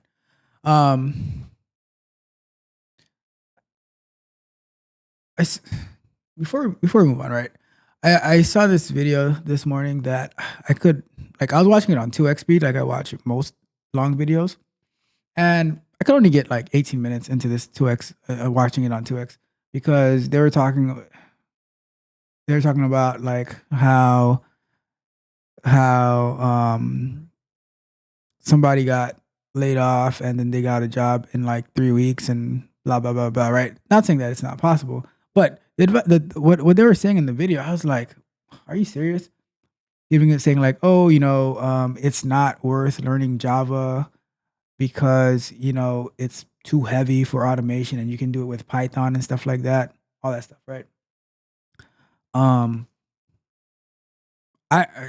like after listening a little bit more, I'm like, all right, I can't do this anymore. But the thing is, right?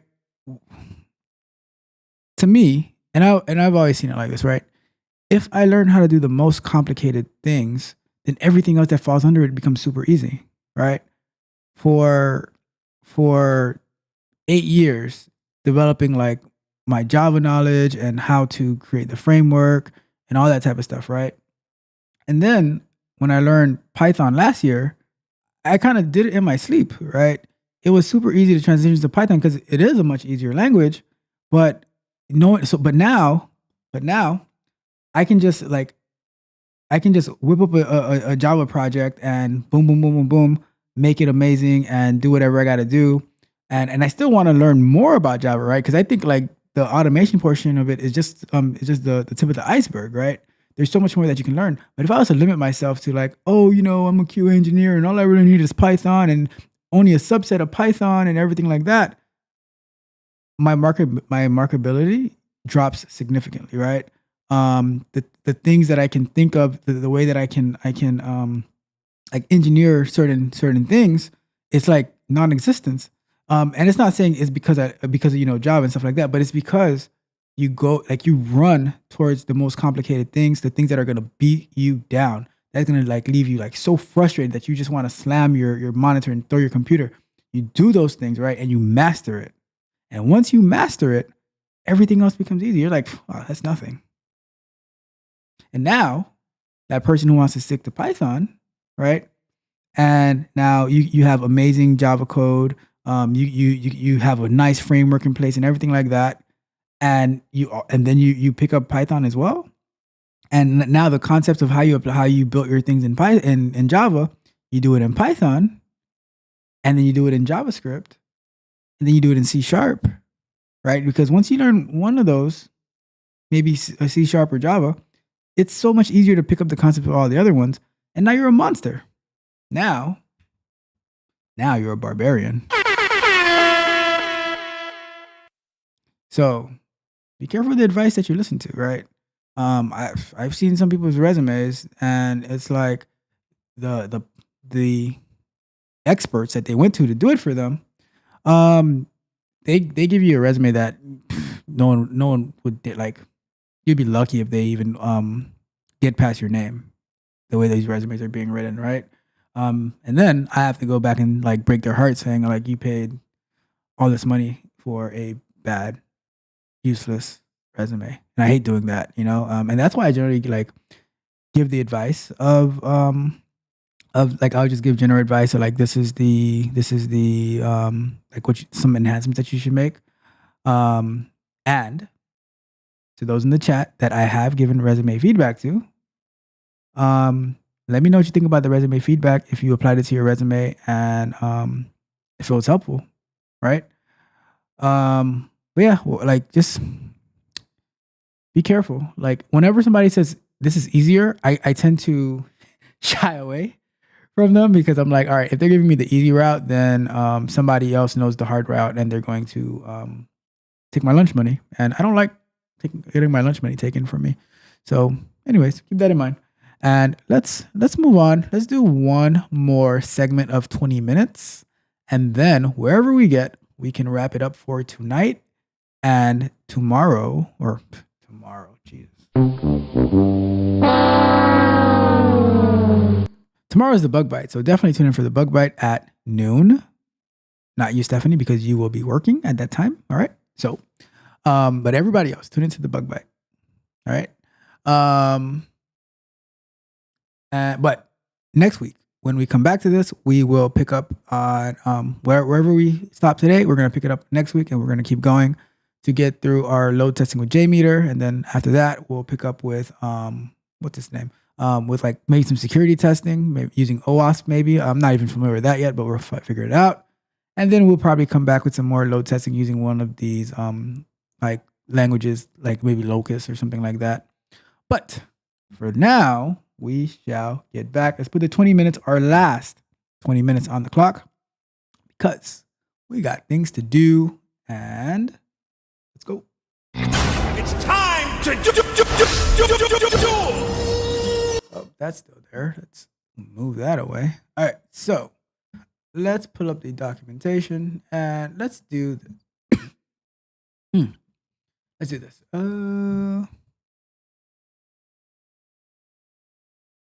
Let's see. All right.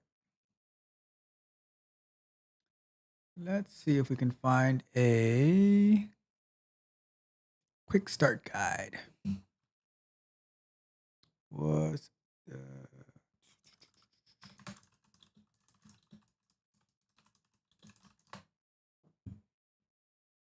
All right, so let's do tutorials point, quick guide, performance test,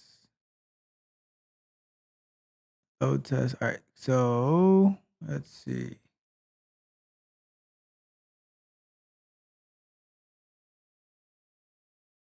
Okay, let's scroll down. We already got all this stuff set up. We're here. All right, build a test plan.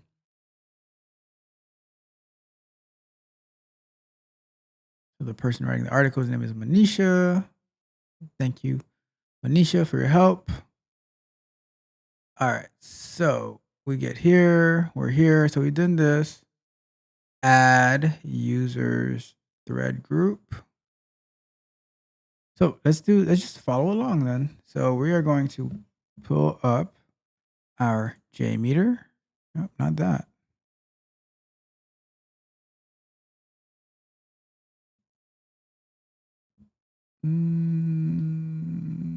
Let's do, where's JMeter?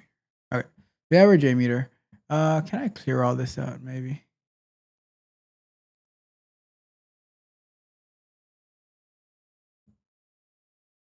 Let's do a new one. All right, so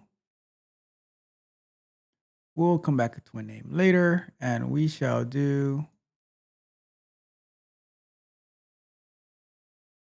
All right, so let's put this right up on top here, right? So we're gonna do test plan, okay. There's a blank JMeter without any additional elements added, contains 2 nodes, test plan, workbench, add elements. So let's do elements. We'll be discussing the next chapter. All right, let's see. For example, let us add a thread group element to the test plan. To do that, we're gonna do test plan, add, threads, users, thread group. And it says to remove an element, make sure. All right, so let's just take us straight to the good stuff. Come on. Let's see here.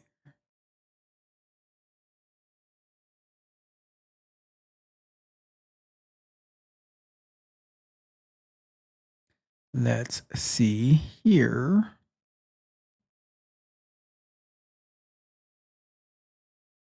That is not a quick start guide. That is just a bunch of information.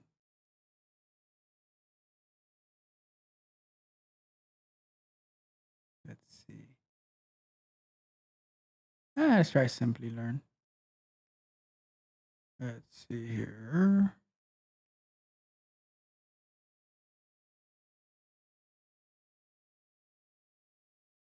Okay.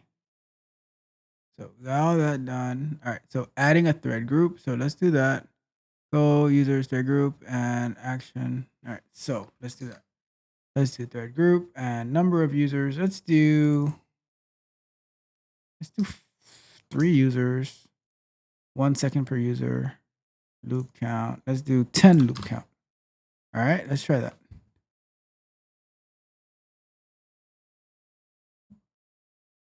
Well, by all means. See, look at that. The Slack already in use. Go ahead and send it. I will open it up and get it.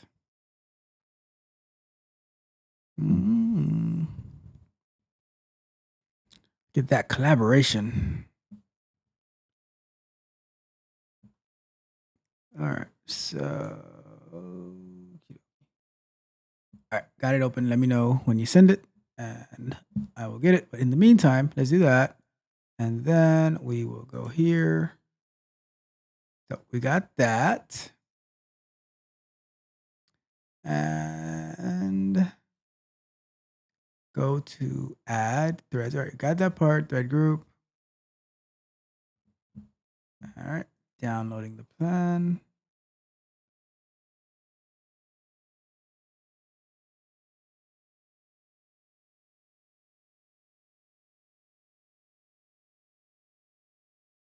Show Finder. Got that. And then I will move that to. All right, so I got Stephanie's plan, and I'm going to move that to.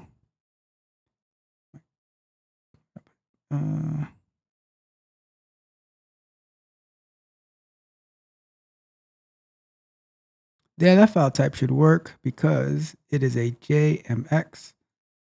Just need to put it somewhere. Let me see. So we have here, and let's see. So we're gonna investigate how Stephanie put together her test plan for whichever site she used, and then we can modify ours as well.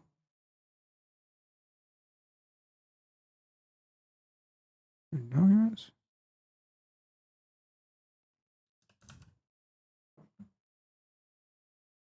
Just gonna get it from downloads. All right, so let's go ahead and let's Let's save this.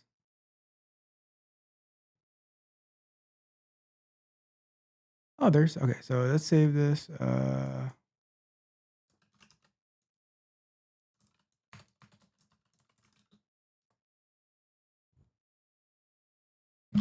right. So let's open this, and we're gonna go to downloads, and it is called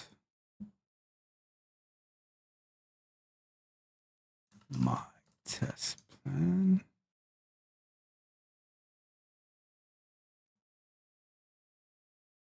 All right, so here we have Stephanie's test plan. All right, so her users, she has 10,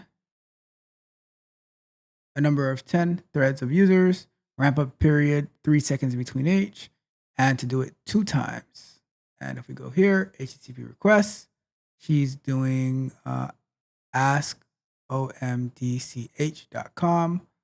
no protocol, and then she has a results tree that will show up here. So let's try to run Stephanie's, who graciously provided us with her test plan, and we shall see what happens.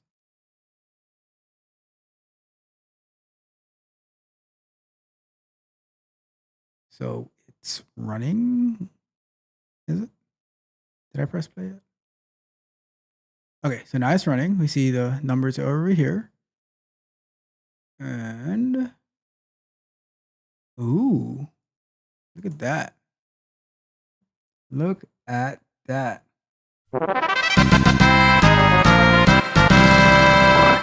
We the best. I appreciate you. That is awesome. Great work, Stephanie.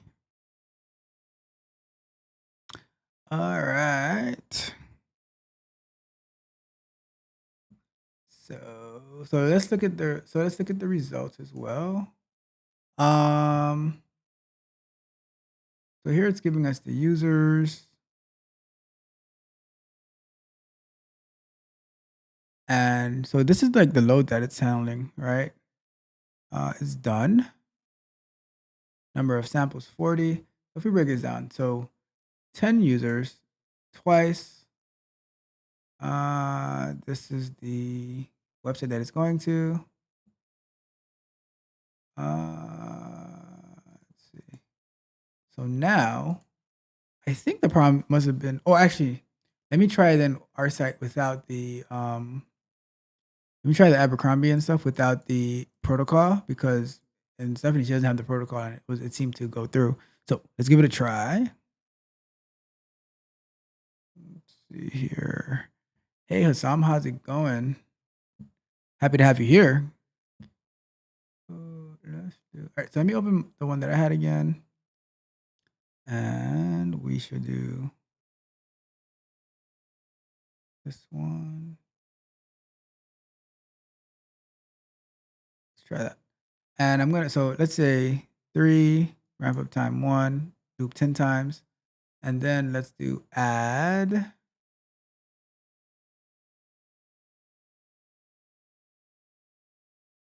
This one, and let's just do Home Depot again, because it's possible that they might be blocking us from hitting their site. So let's see, assertion. Let's say we do a response of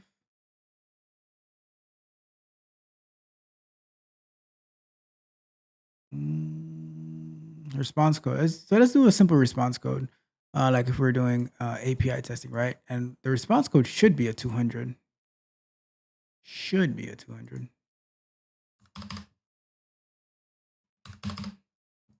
Okay. Right. So the response code should be 200, but let's see, because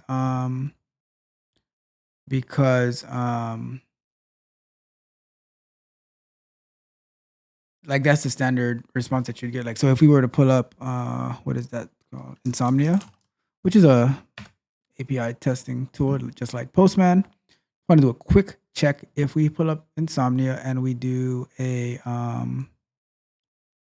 call to, oh, by the way, this code right here, I put the video in the Patreon of a quick way to get a win. Like, practice. Like, always looking for ways to get better. Always looking to practice. And something that me and one of my friends from jujitsu were working on, and how I quickly pull up a list of information. That's the mindset of engineer to win. Video is in the Patreon already. And on Monday, my 2 higher level tiers, they get released, me updating my resume, and a week later, the tech explorers get access to that as well. All right. Anyways, enough of that. Let's go here and do a new request. And I'm just going to do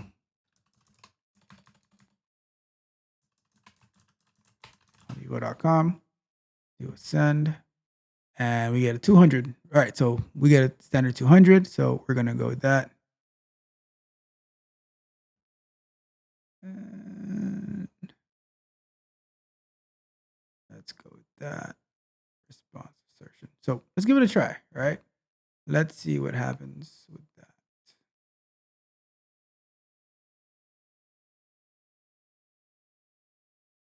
So 3 users. Edit. Thread group. Ramp up period. 1 second.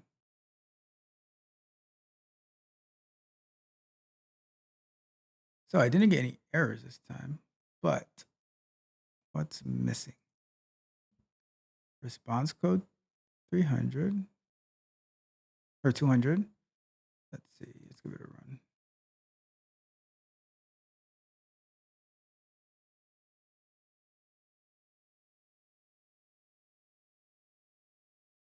I'm not getting. Hold on. Let's see here. Assertions. Response assertion. So this is good. Where is my report?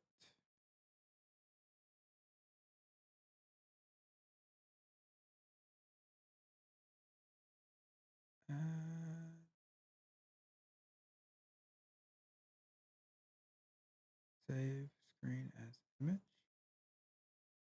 Let's try that. All right, not that. Interesting. Very, very interesting. All right, so we have this. Let me put this up to like 10. I said I wanted to go 10 times. Let's go 3 seconds. All right. We have our Home Depot. That's actually working this time. And web server, response assertion. Let's see. All right, let's give it another try. Save that. Why does it only say 3 here? Let me see. Let's see here. 10 number of threads, 10. Wrap up period 3. All right, let's give it another run. All right, so here it goes. So updated now. Okay, it's going pretty fast. That's what it is. Okay, so that is there. Let's see here. Okay. Oh, okay. There we go. Shout out to you, Hassam. I'm happy I'm looking at the chat. So let's do this. I appreciate we you. We the best. Thank you, Hassam. So let's go to listener, and we're going to do a view tree results. All right. Now let's give it a run. Let me see.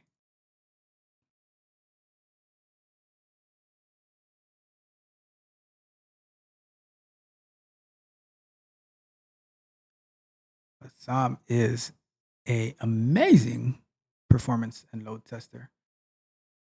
Did that. So there we go. Response code. All right, response code 200. Permanently moved. And then that takes you to our 200 code. Everything looks like it's on the up and up. Request, Home Depot. And then we have the code for the Home Depot homepage. On this one, it says that it is here, Akamai permanently moved, and then it takes you to some other site, but the 301 is a redirect, and it takes you to this one. Very good, very good. Thank you so much for that, Hassam. You helped me out tremendously. I started looking down that path, but you confirmed it for me, so I really appreciate it. That is awesome. He could, Hassam showed up like Superman, right? I was like struggling through this, trying to figure it out, and he's like, "Oh, just add a listener," and then I'm like, "Okay," and then he's like, "Oh, add this type of listener to be specific," you know.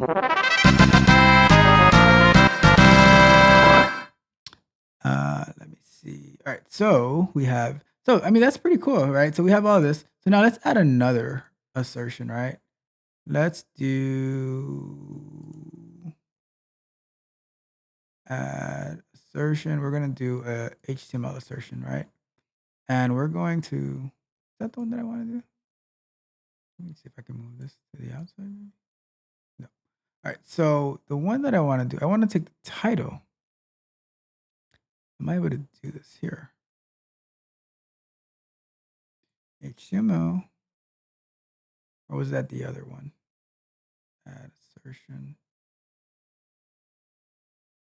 XPath assertion. Size. I mean, you could do it the other way too, but I was just curious where I would put the actual.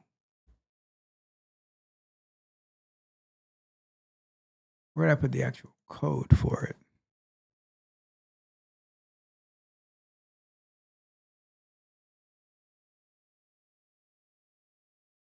Hassam says, using listeners is not a good practice to use in GUI mode.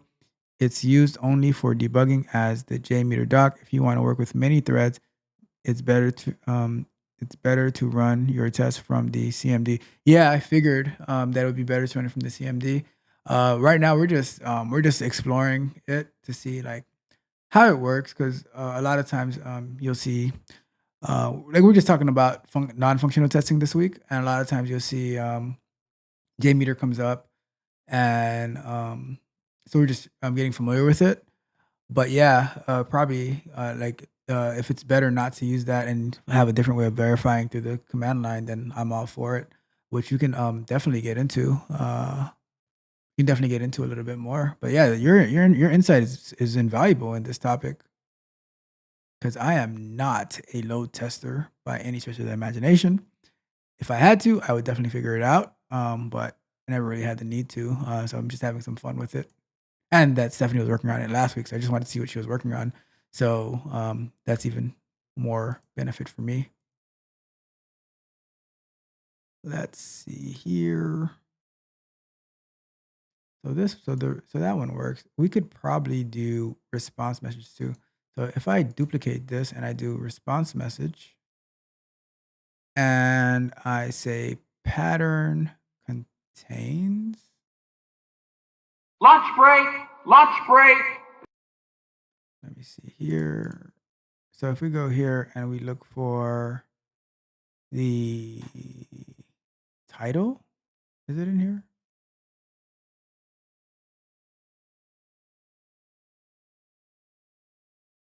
Should be in here somewhere for the title.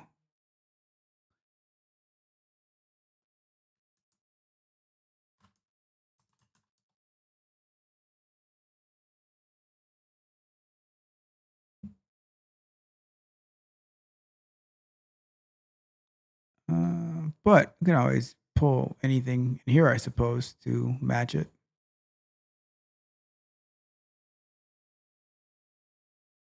Or not.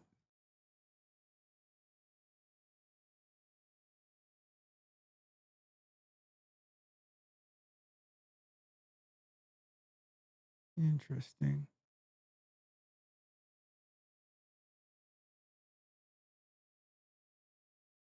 Huh. Oh, there you go. There goes title. So let's take that and let's add it to. Let me get rid of this one. And let's say, oops. asserting. What the heck?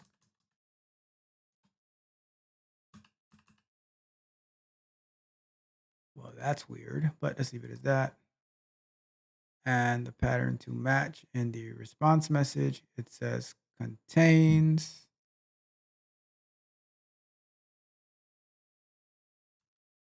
that. Weird. The title is present in the response. And this one will say, oops, I'm clicking something by mistake. All right, so this one is going to be assert the response code is 200. All right, so let's do one more test before we sign off. Let's clear the results. And let's give it a run.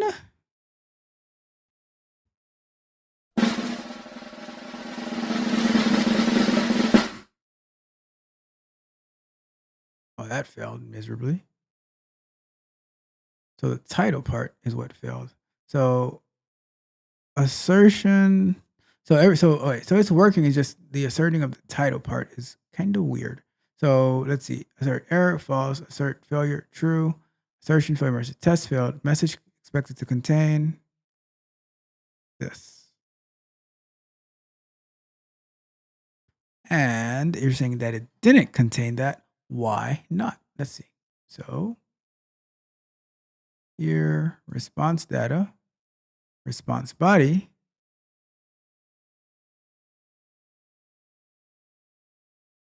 There goes that. So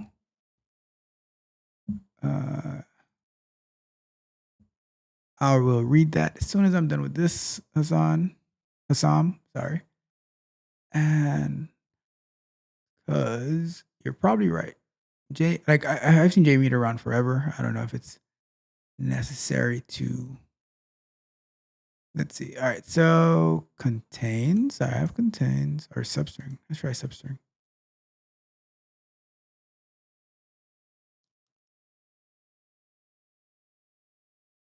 Response headers, message, URL.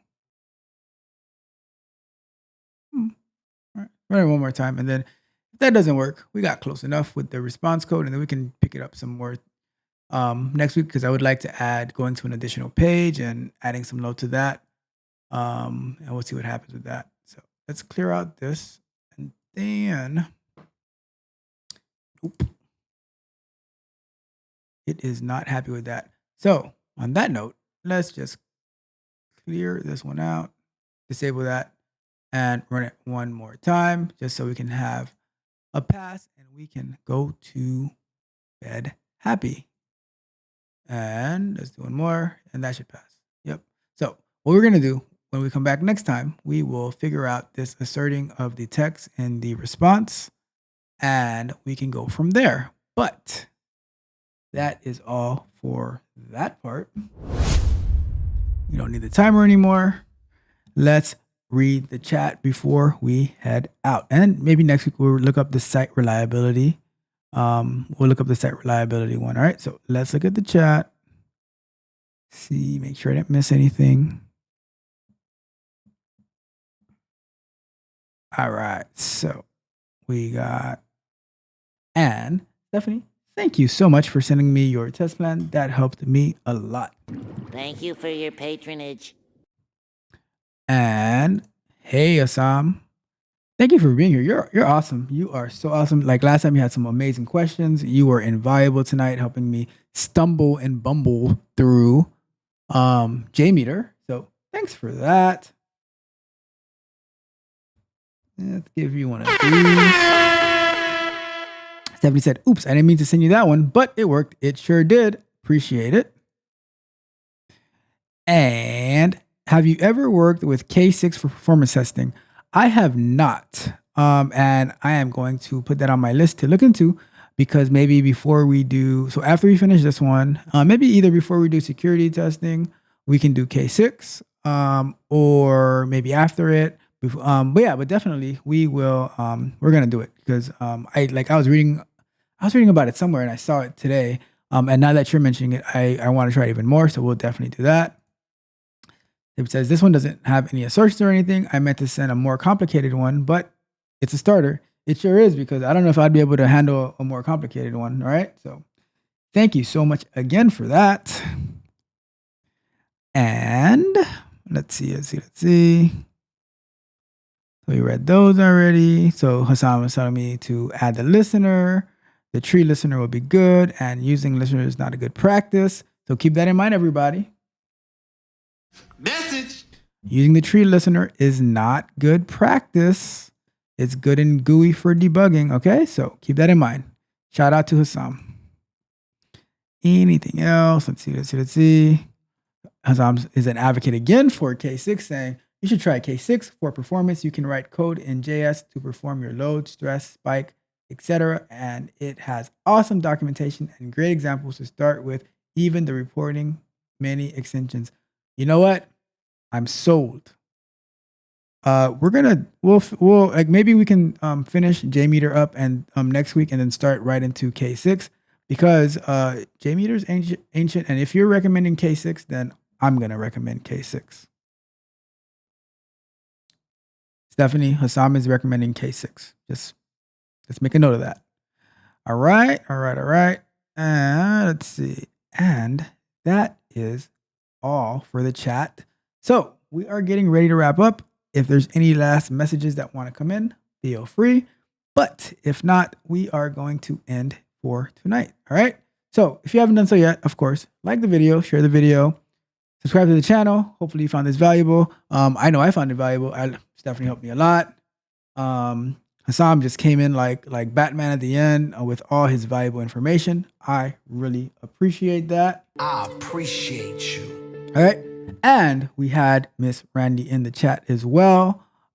We had Good Guy in the chat. You guys are all so amazing. Having a great time working with you guys, having a great time with you guys in the chat, watching the videos, commenting on the videos, all that stuff. I just look to add more and more value to your lives. The way that, believe it or not, you guys add tons of value in my life. Like when just talking to you, seeing you guys grow, seeing you guys get better, commenting on the videos, being in the chat, all of that adds great value to me, because I think when we work together, especially when you work with Tech Coach Ralph, I'm going to add value to your life the same way that you continue to add value to my life. All right. And Hassam said, I want to thank you for all your great videos. And I want to thank you as well for watching those videos that you believe are great. I just try to put out the content and start the conversation, and also just, help with wherever I can help, like you can see, I might not be the best with load testing, but I can guide you on how to, where to go to learn it, and then make sure that you are following the right path. Whatever it is that you guys want to do, let me know, and I'm there for you. Like for example, I'm not a data scientist, data engineer, machine learning, but I did start on the class, and I know the blueprint to get you to learn what you need to learn to get to where you want to be, right? Just because that I'm not in that particular field doesn't mean that I can't guide you to, because it's the same, like in the tech industry, it's the same concept, right?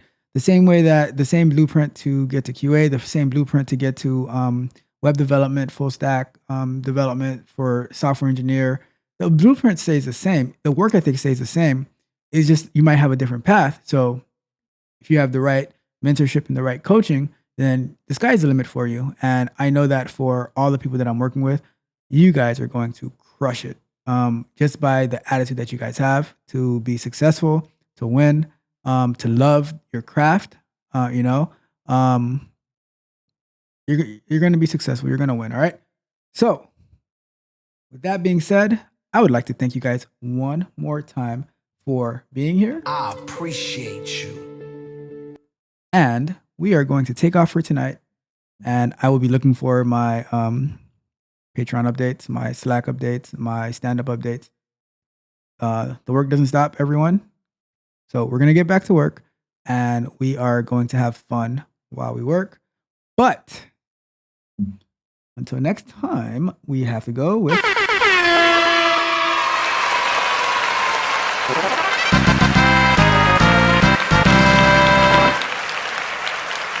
The only thing I'm addicted to right now is winning. You guys have a great night. Until next time, take care.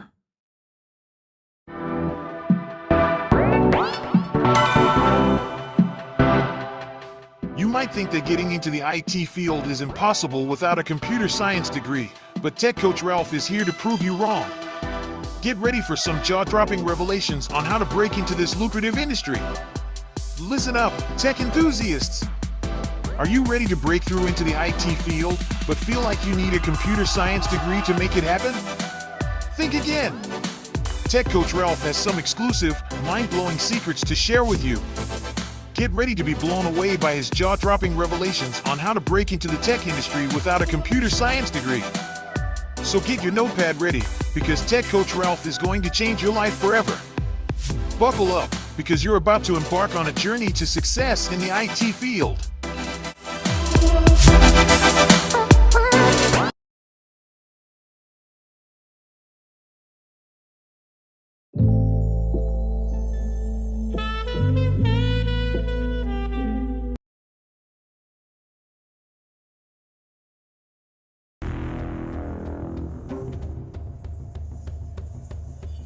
Hear me, warriors of the North.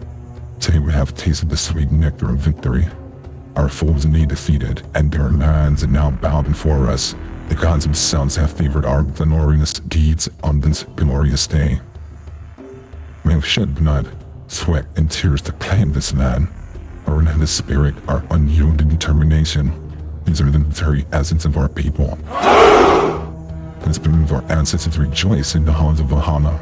For today, we have added to their eternal glory. Our victories will echo throughout the ages, and our names will be etched in the annals of history. But let us not forget the price we paid, the brothers and sisters we lost. They now feast in the hall of our forefathers, watching over us with pride. Their sacrifice has paved the way for this moment of triumph. Having celebrated this conquest, let us also remember that our journey is far from over. More land awaits our conquest, more battles upon us forth.